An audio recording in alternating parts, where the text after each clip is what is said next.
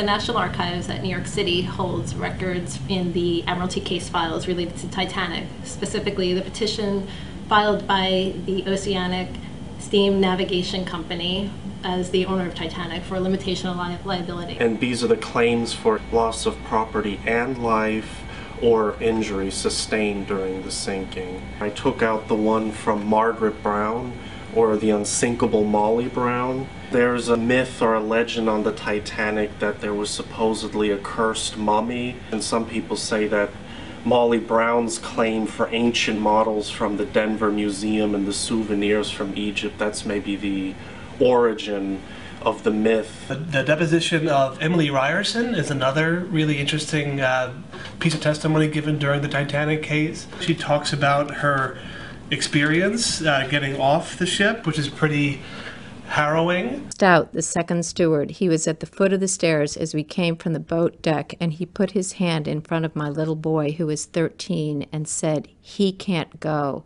My husband said, "Of course that boy goes with his mother."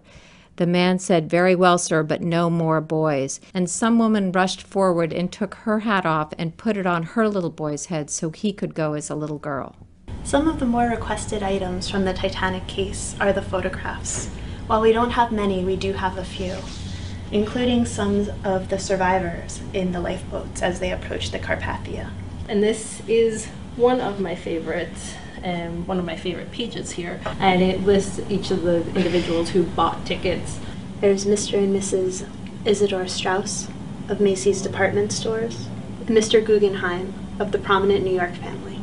Mr. and Mrs. Strauss and Mr. Benjamin Guggenheim did not survive the sinking of the ship. There were a number of documents introduced as evidence during the case.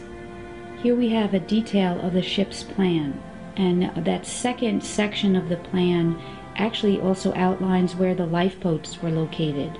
If you read through the ice reports on April 7th, there's a comment saying that a ship has run into a strip of a field of ice about 3 to 4 miles wide. And then you have the fateful date of April 14th. The British steamer Titanic collided with an iceberg, seriously damaging her bow, extent not definitely known.